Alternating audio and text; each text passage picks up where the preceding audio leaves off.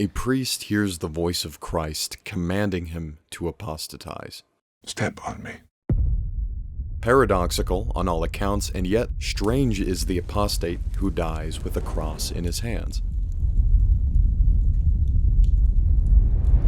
To have an honest faith is to be pained both by the presence of God His blood! My God! and his absence. Guds tystnad. Guds tystnad. Guds tystnad. A spirituality forged more in the searching than in the finding, and one that filmmakers have engaged in since the beginnings of cinema itself.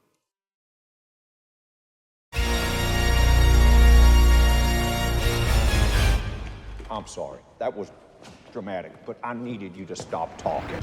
It's not pretentious to admit the obvious. Cinema is religious, not to the degree to which it requires an existential anchoring to dogma, but in the mechanics of how it makes the supernatural accessible to the natural.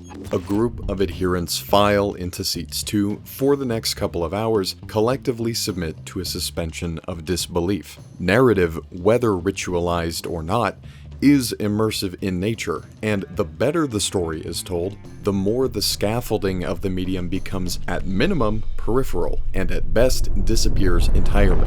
The director establishes a curated frame to engage with. Texture, depth, blocking, and juxtaposition. The story is being told both in terms of what's being shown and what's being concealed. And contained within that concealment are the elements that make the frame possible in the first place. Just outside the edges of the most joyous and devastating moments in film is a crew waiting to reset the frame. Does the contrived nature of the story and the way it's being told in any way negate the very real experiences and emotions while watching? The manufacturing of the experience is generated both by the audience and the creative. Built into the social contract of engaging with immersive narratives is the assumption that your immersion is not incidental, but rather an intentional effort on the part of the viewer. At least prior to the corrosive approach to narrative media as second screen content, background noise for background noise's sake, sequestering for a time from the rest of reality in an atmosphere most conducive to the intended experience is a fundamental part of the ritual. The same cognitive processes and emotional factors that generate the potent experience of the religious are precisely the same tools that produce the experience of the cinematic. And the rites and rituals and costumes, all of it. It's storytelling. Did these stories convince us of a lie? Or did they resonate with something deep inside us that's profoundly true, that we can't express any other way except storytelling?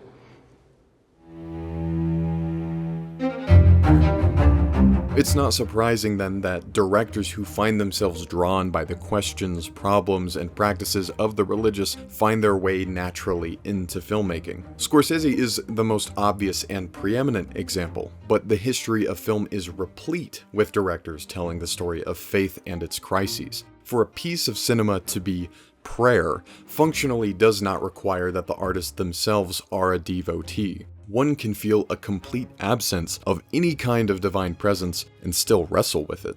It could be argued that this is the most genuine and fundamental type of prayer it is even possible to give. Kristus drabbades av ett stort tvivel minuterna innan han dog. Pastorn, det måste ha varit hans mest fasansfulla lidande. Both lifelong Orthodox Christian Andrei Tarkovsky and agnostic Ingmar Bergman told wildly moving stories that confront these topics head-on. The binding tissue between them being that they're always stories of confronting doubt. Hur ska vi kunna tro på de troende när vi inte tror själva? Vad blir det av oss som vill tro men inte kan?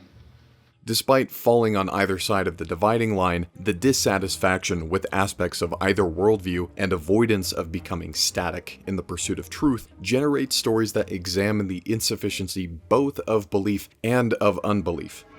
Om vi kunde tro på en sanning. Om vi kunde tro.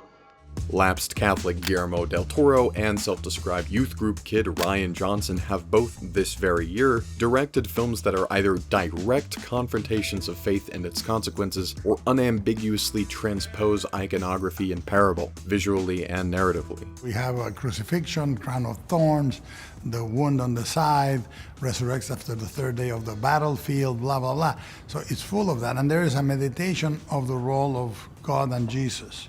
The issue of telling religious stories is that you can very easily fall into simply producing something didactically in support of whatever truth claims are proposed by a belief system, or inversely a criticism stripped of nuance. It's not by avoiding characters or stories situated within dogmatic frameworks, but actually leaning into the challenges and implications of their lived realities that produces a compelling narrative. Far more interesting than the priest whose faith satiates him is the priest whose faith torments him, and still he finds himself agonizingly magnetized to it. Well, the Pope had doubts about God. No. Never about God. What he had lost faith in was the church. In 2024's Conclave, Cardinal Lawrence is saddled with the impossible task of overseeing the election of the new Vicar of Christ, the infallible absolute head of the infallible absolute institution. The task is impossible, not because of any kind of logistical reason, but because the very situation itself rewards the kind of behavior at odds with the idealistic responsibilities of the head of the church. Is this what we're reduced to, considering the least worst option? Cardinal Lawrence anchors the thematic struggle that guides the film's narrative by forcing him to confront two equally real but contradictory truths. His responsibility is to facilitate a new global symbol of the very certainty he himself views as antithetical to an authentic faith. Our faith is a living thing precisely because it walks hand in hand with doubt. The dogmatic approach would simply be to have Lawrence be hands-off with the moral stakes of the matter, letting the process take care of itself, and have full faith that the Spirit of God will protect the institution regardless of human input. But Lawrence sees himself as an active steward in the success or failure of what the institution is supposed to represent. His uncertainty means there are genuine stakes to the story. The resolution of the arc being the election of an unlikely and complex candidate for Pope satisfies the contradiction, in that the new Pope is a manifestation of uncertainty persisting in faith, and producing the fruits necessary for the aspirational ideals Lawrence thought incompatible with such a powerful and corruptible position. I think again of your sermon. I know what it is to exist between the world's certainties. I've seen Catholics take issue with the film for this very reason, but it would castrate the narrative by saying that whoever becomes Pope, as long as it's by the book, will suffice. Ironically, the way the film pans out seems to fit neatly with the summit of Catholic worship, in that participants are asked to believe that something that retains every possible appearance of the banal bread and wine is actually, in reality, the body of Christ. How much lived certainty can there really be in a practice like that?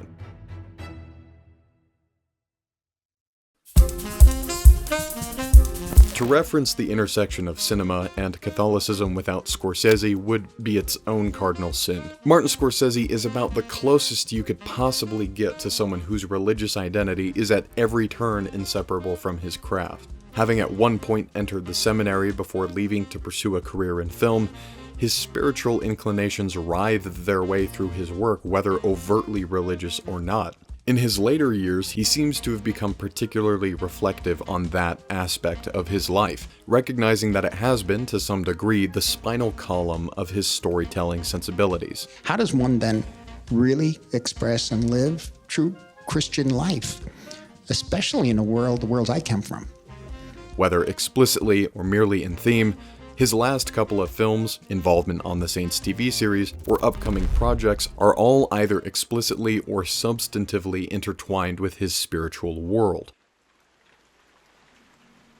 His crowning achievement, in my opinion, is the 2016 film Silence. Despite the film having been examined and re-examined to death on its craft and structure, much can still be said about how the arc of Father Rodriguez maps onto Scorsese himself as an individual, someone who, hopelessly in love with what the faith represents, is tormented by the ways in which its practical reality is for some a beacon and for others a crucifixion, all the while in his own life navigating a painful distance from God. Silence, maybe more than any film in the last decade, is the most notable example of not merely contemplating God, but cinema as prayer. Rodriguez acts as a not-so-thinly disguised self-insert, with particular attention given to the visceral pain caused by the violence that surrounds him, a pain Scorsese knows well from the most formative years of his youth. I'll never forget one night we're standing outside, and there was a guy lying in the Jersey Street. Remember? Rodriguez confronts the same dilemma as Scorsese. At any rate, I remember going out on the street after the mass was over and wondering, how can life just be going on? Why hasn't everything changed? Why isn't the world directly affected by the body and blood of Christ? Self-sacrifice being the nucleus of the Christian story finds itself articulated here in a way that challenges institutional expectations while still fulfilling the essence of the faith. There is something more important than the judgment of the church. You are now going to fulfill the most painful act of love that has ever been performed. Speaking for myself, the scene where Rodriguez steps on the icon of Christ never fails to bring me to tears. For an institution that has its life and identity in many ways tied up in social signaling and displays of dogmatic assent, I mean, the romanticization of the martyr is a staple of the Christian past. Silence's inversion of the structure to instead have an apostasy be the crowning moment of faith for the sake of the lives of would-be martyrs is extremely powerful. But it is only an apostasy to the extent that simply signaling that you hold a particular truth claim to be true is a dogmatically necessary aspect of the life of a Christian. If it were to bump up against a competing value, like laying down your life for a friend, in this case Rodriguez's life to the extent that his entire lived identity is inseparable from his being a priest, would that win out? Scorsese's answer is no. Much like Rodriguez, I suspect Scorsese will also die with a cross in his hands, or at least in his heart.